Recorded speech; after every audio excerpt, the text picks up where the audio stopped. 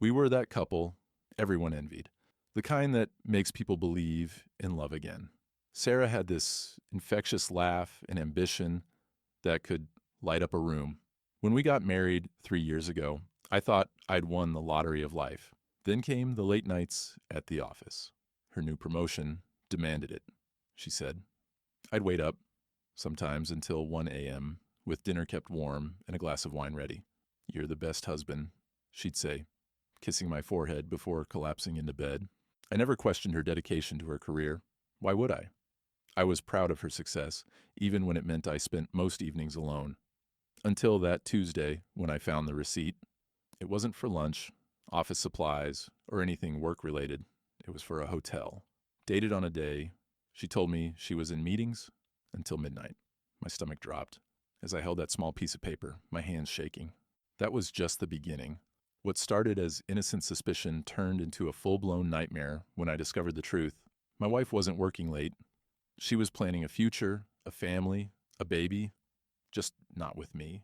And when everything finally came crashing down, her response wasn't remorse or even shame. Looking me straight in the eyes, she said I wasn't passionate enough to be a father. Those words carved themselves into my heart. But life has a funny way of coming full circle.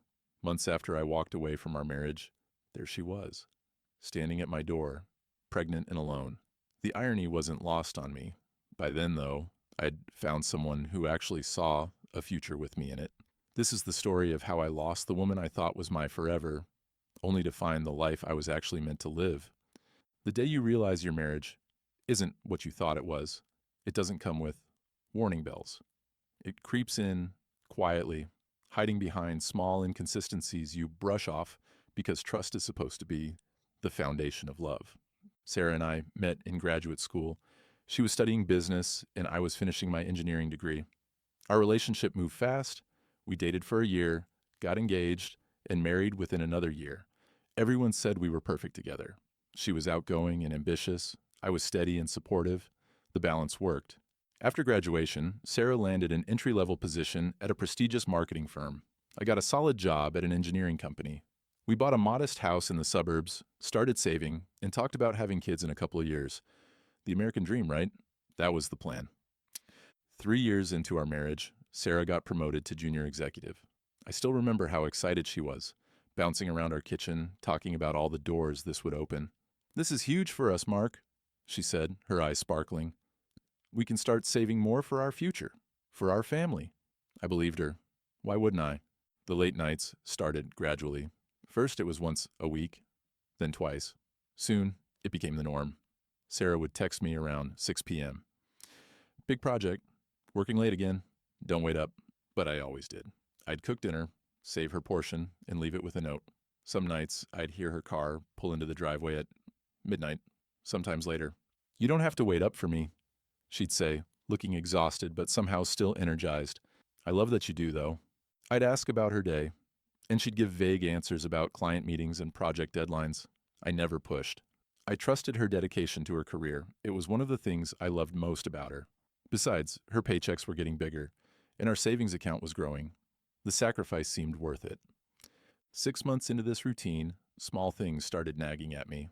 Sarah used to call during her lunch breaks. Those calls stopped. She used to send me funny memes throughout the day. Those disappeared too. When I'd call her office late in the evening, sometimes the receptionist would sound confused. "Sarah left hours ago. She must be in a meeting elsewhere," I'd rationalize, ignoring the pinch of doubt. Then came the weekend trips. Team-building retreats, she called them. Once a month, Sarah would pack a small bag and leave Friday afternoon, returning Sunday evening, exhausted and distant. She'd show me photos of conference rooms and tell stories about team activities. Everything seemed legitimate. I was doing laundry one Monday when I found the hotel receipt in her coat pocket. The Westlake Hotel, an upscale place downtown, not the budget hotel her company typically used for events. It was dated last Thursday, a day she told me she was working late. The receipt showed check-in at 7 p.m., check-out at 11 p.m. 4 hours, not an overnight stay. Just 4 specific hours. My hands trembled as I sat on our bed, staring at that piece of paper. There could be explanations, I told myself. Perhaps a client meeting in a hotel conference room. Maybe she needed a quiet place to work on an important presentation. I was desperate for any reason that didn't involve the obvious. I didn't confront her immediately. Instead, I started paying attention. Sarah's work clothes no longer smelled like her office. That distinct mix of coffee and the sandalwood air freshener her boss used. Sometimes, she'd come home without her laptop bag. Left it at the office, she'd say, too tired to carry it. One night, as we lay in bed, her phone lit up with a notification. I glimpsed the name, Dr. Williams, before she quickly snatched it away. Just work, she muttered, turning away from me. The next morning, I checked our shared cell phone bill. Multiple calls to the same number, labeled JW, in her recent contacts. When I Googled the number, it belonged to Westside Fertility Clinic. Dr. Jennifer Williams, reproductive specialist. My heart sank to my stomach. A fertility clinic? We talked about having kids eventually, but we agreed to wait another year or two.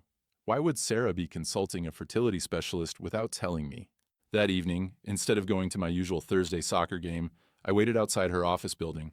At 5:30 p.m., I watched her leave. Not heading toward the downtown high-rise where she claimed her late meetings were held, but driving in the opposite direction. I followed at a safe distance, my heart pounding against my chest. 20 minutes later, she pulled into the parking lot of Westside Fertility Clinic. I parked across the street, feeling like I was in some bad movie. This wasn't me. I didn't spy on my wife. Yet there I was, watching through my windshield as Sarah checked in at the reception desk and took a seat in the waiting room. I was about to drive away, to pretend I never saw this, when another car pulled into the lot. A familiar black Audi. The man who stepped out made my blood run cold. Jason, Sarah's ex-boyfriend from before we met, the one she dated for 5 years, the one who wasn't ready for commitment when she wanted to settle down. I watched, paralyzed, as he walked into the clinic and sat beside my wife. I watched as she leaned her head on his shoulder. I watched as he took her hand, brought it to his lips, and kissed it gently. In that moment, I knew. Whatever was happening behind those clinic doors, it wasn't about our future. It was about hers, with him. The drive home felt endless. My mind raced with questions, each more painful than the last. How long had this been going on? Was she planning to leave me? Was everything between us a lie? I pulled into our driveway and sat in silence, unable to go inside and pretend everything was normal. Our house, the one we'd picked together, painted together, filled with dreams together, suddenly felt like a stranger's home. When Sarah finally returned at 9 p.m., I was sitting at the kitchen table. The lights dimmed. She jumped when she saw me. "Mark, I thought you had soccer tonight." Her voice was too high, too forced. "Practice got canceled," I lied, watching her carefully. "How was work?" She set down her purse, avoiding my eyes. "Exhausting. This new client is so demanding." "Really? Which client is that?" I asked, my voice steadier than I felt. "Just a new startup. You wouldn't know them." She headed toward the stairs. "I'm going to shower." "Sarah," I called after her, "if you wanted to have a baby, why wouldn't you talk to me about it?" She froze, one foot on the first stair.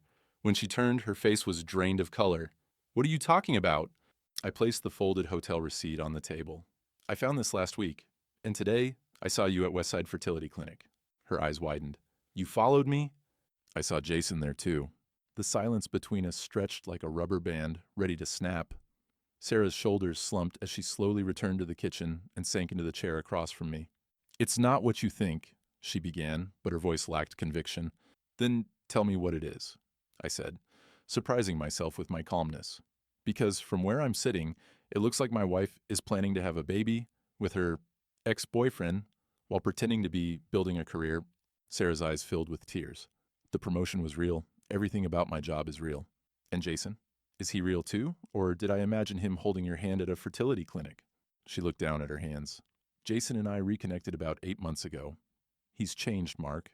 He wants the things I want now. And what exactly is it that you want? I asked, my voice finally cracking. Because I thought we both wanted the same things. Passion, she whispered. Fire. Something that makes my heart race. Jason and I, we have that. We always did. I felt like I'd been punched in the gut. And what have we had for the past 4 years? Was that nothing to you? You're stable, Mark. Kind. Reliable. She said these words like they were insults. But there's no spark. No passion. When we talk about having children, you make spreadsheets and 5-year plans. When Jason talks about it, he talks about teaching our son to play baseball or taking our daughter camping. So you've been planning a baby with him? Behind my back? The betrayal was so profound it felt physical. We've been seeing a fertility specialist because I have some issues that might make conception difficult. We wanted to be prepared. We, I echoed. You and Jason are a we now. Sarah reached for my hand. I pulled away. I was going to tell you. After we confirmed the treatment plan, after I figured out how to what? Leave me? Ask for a divorce so you could start a family with your ex? She didn't deny it. I care about you, Mark. I never wanted to hurt you. I laughed bitterly. Well, that worked out great, didn't it? You're not passionate enough to be a father, she blurted out. Children need excitement, adventure, spontaneity. You'd raise them with schedules and educational toys and perfectly balanced meals.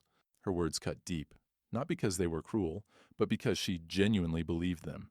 In her mind, my stability, the very thing that had attracted her when Jason couldn't commit, was now my greatest flaw. How long have you been seeing him? I asked, not sure I wanted the answer. Since I got the promotion, she admitted. He's a client. That's how we reconnected. 8 months. Nearly every late night, every weekend trip, every moment I thought she was building her career, she was rebuilding a relationship with the man who once broke her heart. So the promotion, the late hours, was any of that real? The promotion was real, she insisted, but not all the late nights. Sometimes I was with Jason. The trips were mostly with him too. I stood up, unable to sit across from her any longer. And the hotel? The one from the receipt? She looked away. We needed somewhere private to talk about our future, to sleep together, I corrected. She didn't deny it. I walked to the living room window, staring out at the quiet street. Our neighbors' homes glowed warmly, families inside living their lives, unaware that my world was collapsing. I want you to leave, I said finally. Tonight. Mark, please. Sarah stood, approaching me cautiously. We can talk about this. Figure something out. Figure what out, Sarah? How to share you with Jason? How to pretend I don't know my wife is in love with someone else? I never meant for this to happen, she said, tears streaming down her face now. I married you because I thought you were what I needed. Stability after years of Jason's uncertainty. But then he changed, and I realized what I was missing. And what happens when he changes back? I asked. When he decides commitment isn't for him after all? He won't, she insisted. He's different now. I turned to face her. Pack a bag. I don't care where you go, but you can't stay here tonight. This is my house too, she protested. Then I'll leave. I headed toward the stairs. But don't expect me to come back. Sarah grabbed my arm. Please, just listen. Jason and I want to start our treatment soon. The doctor says with my condition we shouldn't wait. I was going to ask for a divorce next month, after his project with my company wrapped up. I stared at her, this stranger wearing my wife's face. You had it all planned out, didn't you? The timing, the fertility treatments, everything. What was I in all this? Just an inconvenience to be dealt with next month? She flinched. That's not fair. Fair? I laughed. You want to talk to me about fair? You've been living a double life for 8 months, planning a baby with another man, and you think anything about this is fair? I pulled away from her grasp and went upstairs to pack a bag. As I stuffed clothes into a duffel, I heard Sarah on the phone downstairs, her voice hushed but urgent, calling Jason, no doubt, telling him our marriage was over sooner than planned. When I came down with my bag, she was waiting at the bottom of the stairs. Where will you go? She asked softly. Does it matter? Of course it matters. I still care about you, Mark. I walked past her to the front door. Not enough to be honest with me. Not enough to end things before starting something new.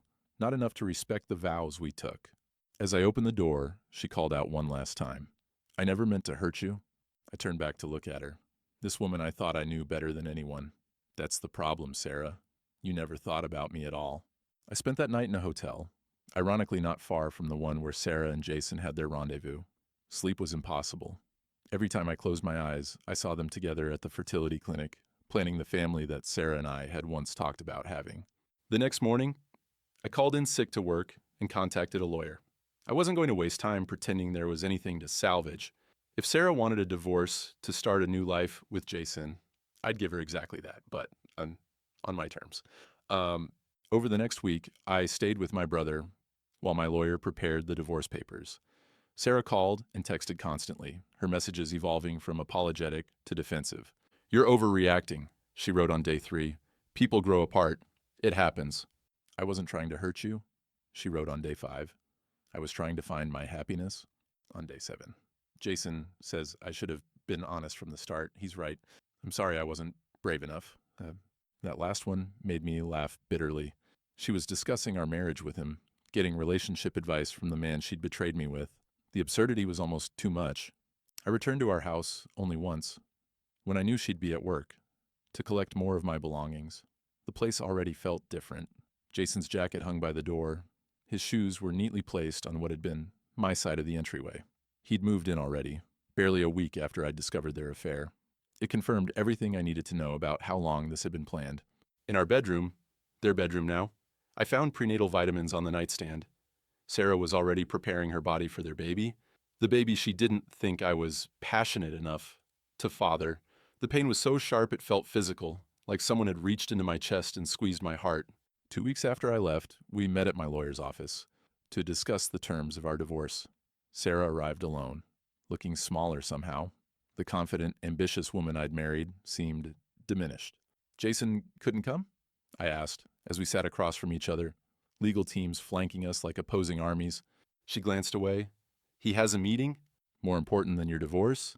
It's work, she said defensively. Some things can't be rescheduled. I almost pointed out the irony, how his work commitments were apparently valid, while mine had always been inconveniences. But I held my tongue. It wasn't my problem anymore. The meeting was surprisingly civil. I wanted a clean break. She could keep the house if she bought out my half. We'd split our savings equally. No alimony, either way. She agreed to everything without argument, which only confirmed my suspicion that she was eager to start her new life. As we signed the preliminary papers, Sarah cleared her throat.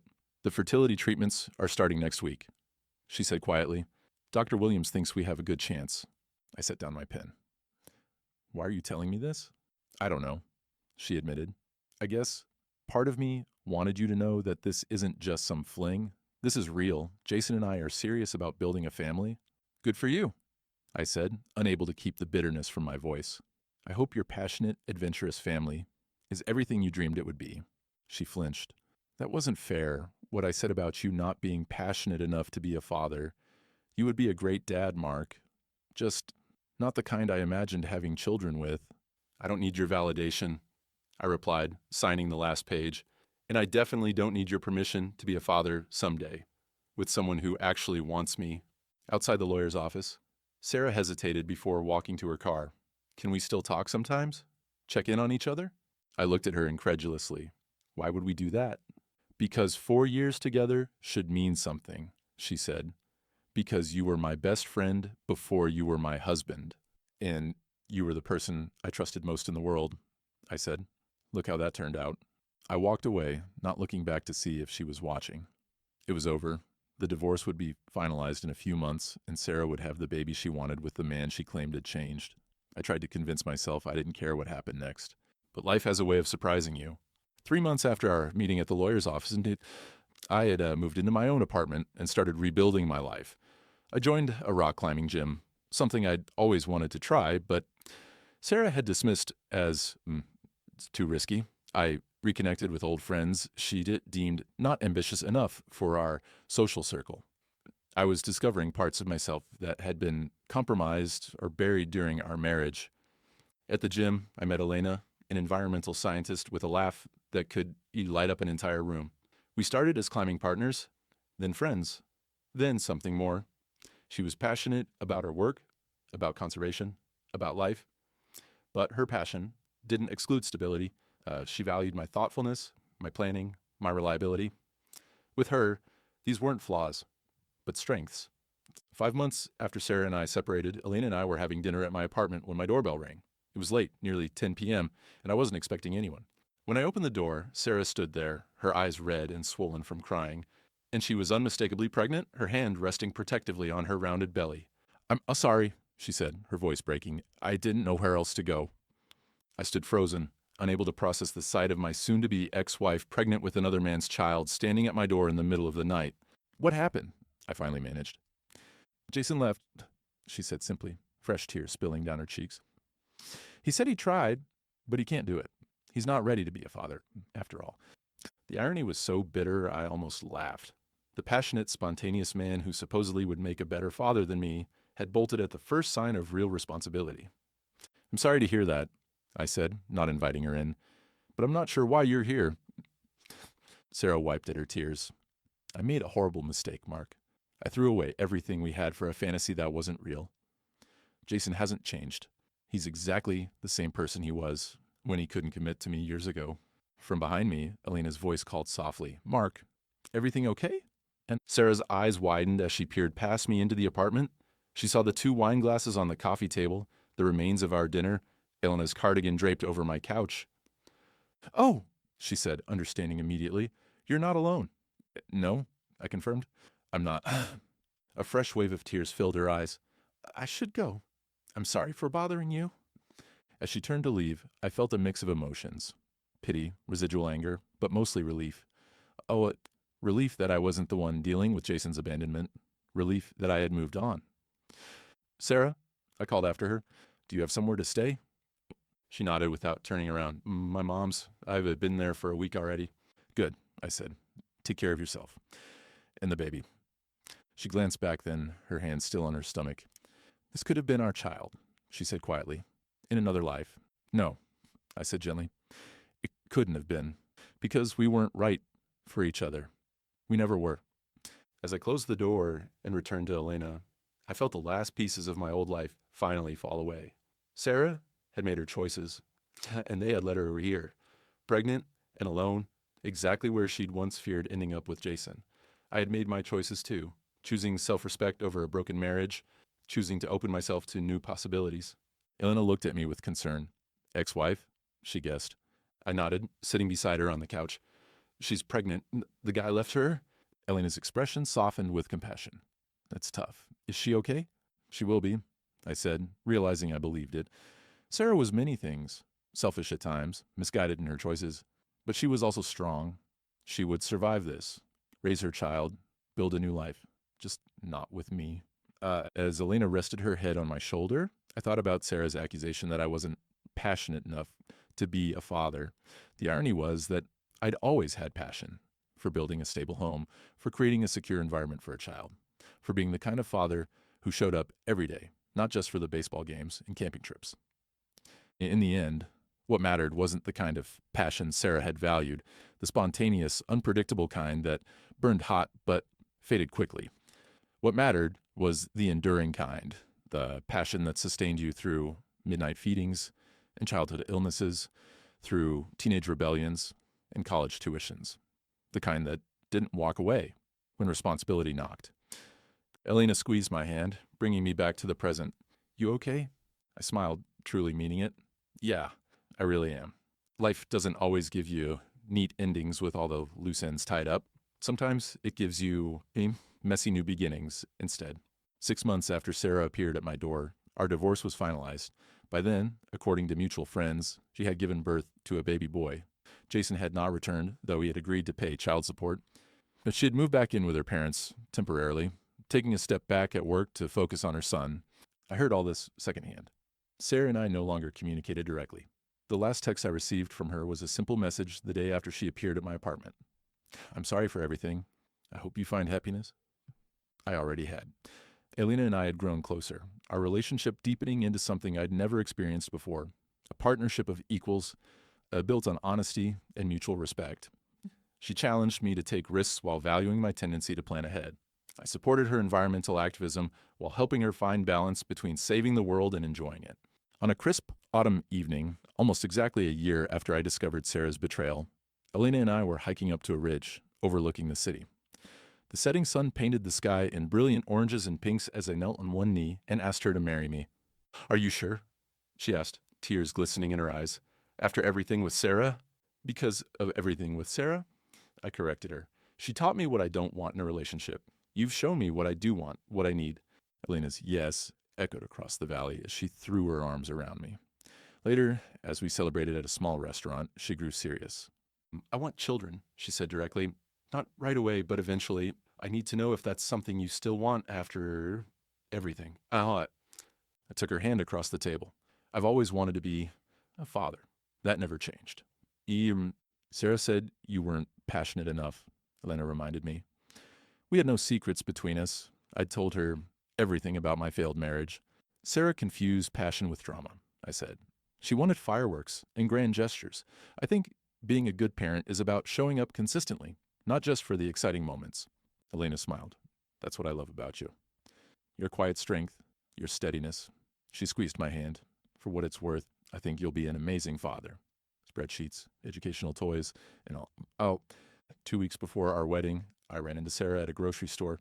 It was bound to happen eventually. Our city wasn't that big. She was pushing a cart with a baby carrier nestled on top. Her son, Max, I'd heard he was called, was asleep, his tiny fist curled around the edge of his blanket. Mark, she said, stopping her cart. Hi. Sarah. I nodded. How are you? Managing, she said with a tired smile. Single motherhood is challenging, but rewarding. She glanced down at her son.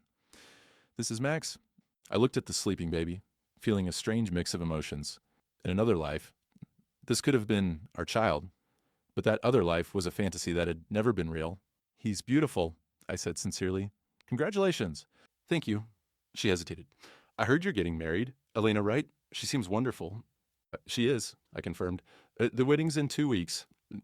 Sarah nodded. I'm happy for you, Mark. Really? There was an awkward pause. What more was there to say? Our lives had diverged so completely. How's the new place? I asked, for something to fill the silence. She'd finally sold our house, our old house, a few months ago. It's good. Smaller, but closer to my parents. They help with Max a lot.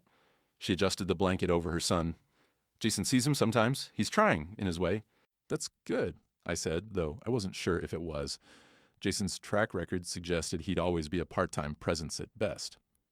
Sarah seemed to read my thoughts. It's not ideal, she admitted, but we're making it work. She paused.